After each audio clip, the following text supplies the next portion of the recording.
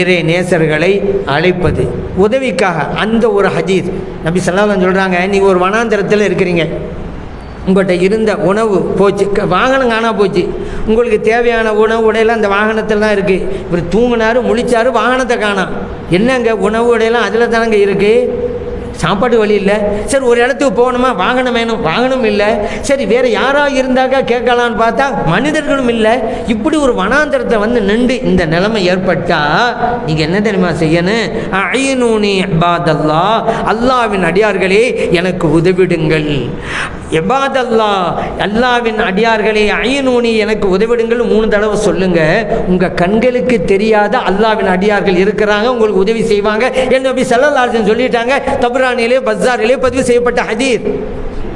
ஸல்லல்லாஹு அழைக்க சொல்கிறாங்களே, அல்லாஹ் அடியார் அழைச்சி உதவி கேளுங்கிறாங்களே.